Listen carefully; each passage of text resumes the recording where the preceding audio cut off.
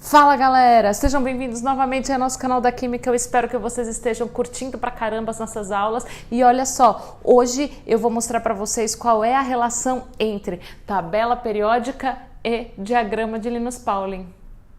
Será que tem alguma relação? Vamos conferir?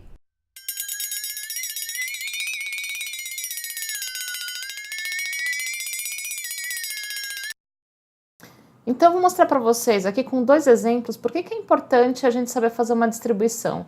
Nesse primeiro exemplo que está sendo dado, aí é um exercício que fala sobre propriedades magnéticas. Através da distribuição eletrônica, você consegue determinar se um elemento tem ou não elétrons emparelhados ou desemparelhados. E isso é que determina a propriedade magnética de um elemento. Um outro exemplo é a determinação, por exemplo, de raios iônicos. Então, a distribuição eletrônica, como é o caso desse exercício, facilita você determinar quantos níveis, quantos prótons, quantos elétrons tem um determinado elemento ou um determinado íon e assim verificar qual é o tamanho do seu raio, que são propriedades super importantes para a química, mais para frente, na parte de ligações, na parte de propriedades.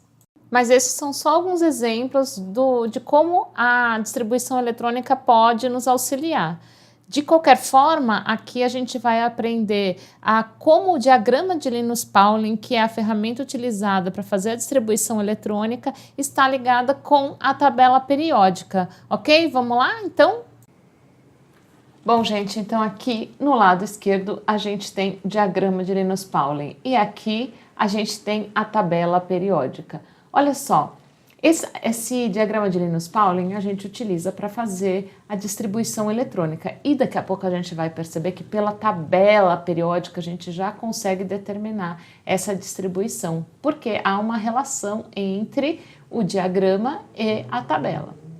Olha só, se vocês observarem aqui, tem essas setas. Essas setas indicam a ordem de preenchimento de elétrons numa distribuição eletrônica, que vai do menos energético para o mais energético. Então, esse caminho, essas setas aqui, elas indicam o aumento de energia desses elétrons. Muito bem. Olha só, se vocês observarem aqui, o primeiro nível e subnível preenchido com elétrons aqui é o nível 1, nível energético 1 e subnível S, certo? Lembrando que no subnível S cabem apenas 2 elétrons. Muito bem, então isso daqui, ó, se vocês prestarem atenção, ele representa a primeira linha da tabela periódica. Olha só, então o elemento hidrogênio e o elemento hélio, eles possuem apenas um nível energético, por isso que eles estão localizados na primeira linha da tabela periódica. Então, todos os elementos que estão localizados no primeiro período da tabela periódica, é assim que se denominam as linhas, né? Possuem apenas um nível e possuem no máximo 2 elétrons. Olha só, aqui o hidrogênio, se a gente observar, ele só possui um elétron, ou seja, então o hidrogênio vai ser um S1 e se eu observar o hélio aqui, ó, um S2. O hélio é o único elemento que está localizado aqui na coluna dos gases nobres que termina em S, porque os demais todos vão terminar em P. A gente já vai ver isso aqui, tá? Então, ele é a única exceção aqui porque ele só possui 2 elétrons. Ele só precisa de 2 elétrons para se tornar estável, tá? Então, olha só, todos os elementos, então, que estão no primeiro período da tabela periódica possuem um nível energético e estão representados aqui por essa primeira linha do Linus Pauling. Então, seguindo a ordem, então, primeiro são esses 2 elétrons preenchidos, seguindo a ordem aqui do Linus Pauling, o próximo a ser preenchido é o que, ó?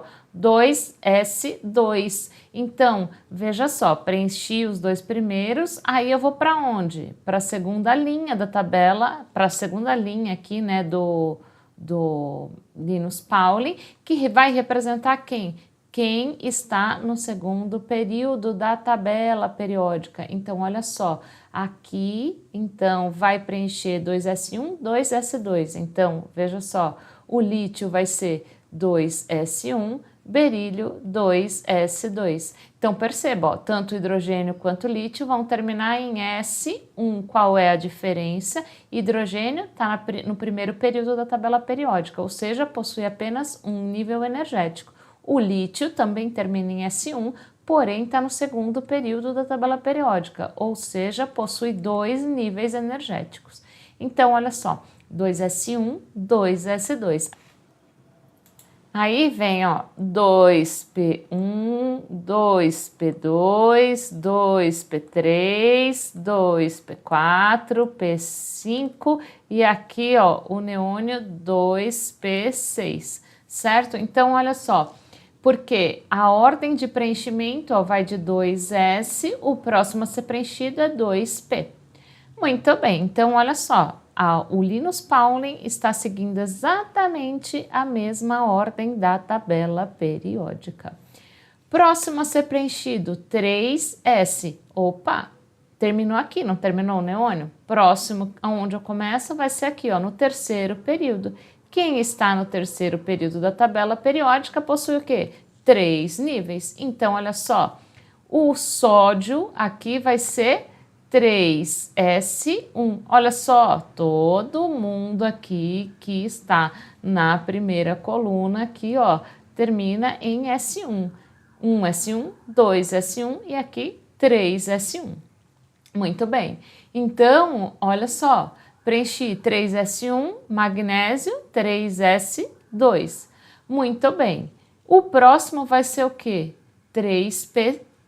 Vou preencher o subnível. Então, seguindo aqui, ó, a ordem do Linus Pauling, né? O próximo a ser preenchido, então, sai de 3s, vai para o 3p. Então, ó, 3p1, 3p2, 3p3 e assim chega no 3p6.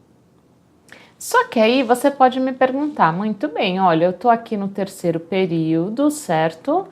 E eu tô vendo que tem S1, S2, P1, P2, P3, mas eu percebo aqui, ó, no Linus Pauling, que o terceiro nível possui o subnível D. E cadê ele aqui? O que acontece então é que o Linus Pauling ele vai obedecer exatamente a sequência da tabela periódica, ou vice-versa, a tabela periódica representa exatamente a ordem do Linus Pauling. Então, olha só, depois de preencher o subnível 3p, né, o nível e subnível 3p aqui, né, a sequência será preencher o nível 4, subnível S. Então, olha só, e eu vou começar a preencher aonde? Eu tinha terminado 3p aqui, ó, no argônio. Então, aqui tinha terminado em 3p, 6, olha só.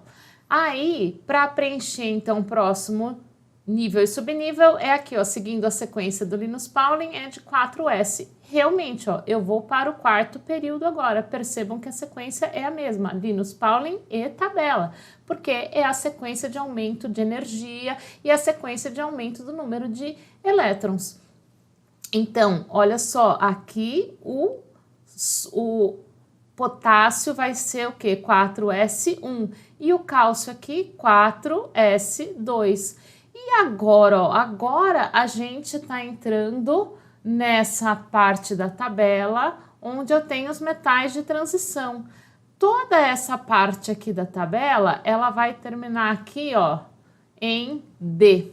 Seja D1, aqui, ó, D2, 3, 4, 5, 6, 7, 8, 9, até D10. Então, todos aqui, ó, vão terminar em D10. Todos aqui, ó, vão terminar em D1.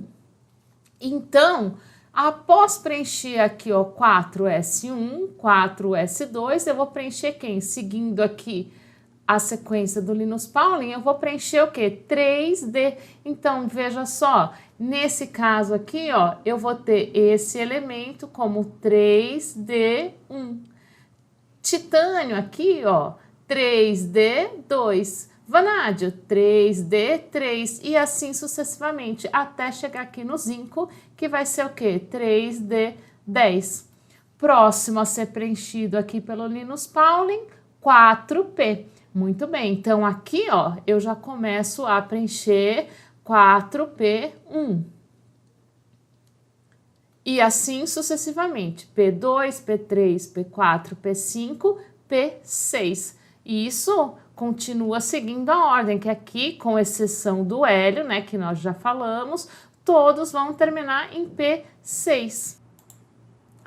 Após preencher, então, o 4P6, segue-se, então, para preencher o 5S. Então, olha só, 1, 2, 3, 4, 5. Vou preencher o 5S na quinta linha. Então, vou começar a preencher aqui, ó. Aqui vai ser 5S1, continuando todos aqui que vão terminar, ou que estão localizados nessa primeira coluna, tem o quê? Terminam em S1. Aqui, o estrôncio, então, vai ser 5S2. Note que após preencher aqui 5S, eu vou preencher quem? Pela sequência 4D. Então, ó, 4D1, 4D2, D3 e assim sucessivamente até chegar em 4D10. Então, todos terminam aqui, ó, em D10. Após o 4D, vou preencher aqui, ó, 5P. Então, aqui será 5P1, 5P2 e assim sucessivamente até chegar aqui no xenônio. Esse xenônio, então, ele vai ser o quê? 5P6. Então, seguindo a sequência do Linus Pauling, vai para 6S. Muito bem, estamos aqui, ó, na sexta linha, no sexto período da tabela. Isso significa que todos aqui possuem 6 níveis. Então, aqui será S1, 6S1, aqui o bário 6S2. E olha só, agora, depois de preencher o 6S, na sequência do Linus Pauling, para onde vem? Para o 4F. Então, e quem aparece aqui, ó, os lantanídeos. Então, quando eu alcanço esse pedaço da tabela em concordância aqui com o Linus Pauling, eu vou começar a preencher o subnível F. Aí você vai me falar assim, olha, só que aqui eu tenho 1, 2, 3, 4, 5, 6, 7, 8, 9, 10, 11, 12, 13, 14, 15. Como é que o subnível F só cabe em 14 elétrons? Ele ocupa o D1, né, aqui, mais os 14 elétrons aqui do subnível F. Então, por exemplo, se eu vou chegar aqui até o tungstênio, por exemplo, então eu vou preencher aqui 4F14, 5D, 1, 2, 3, 4. Eu tenho que contar o D1 aqui também. Então, gente, percebam que a sequência desse diagrama de Linus Pauling é exatamente a sequência da tabela periódica.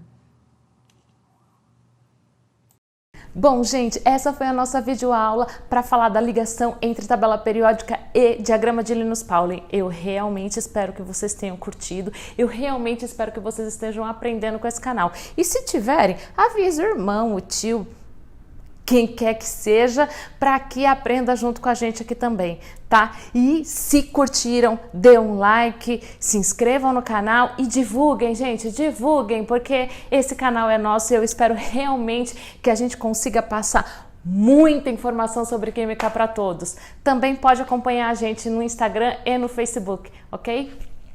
Fui!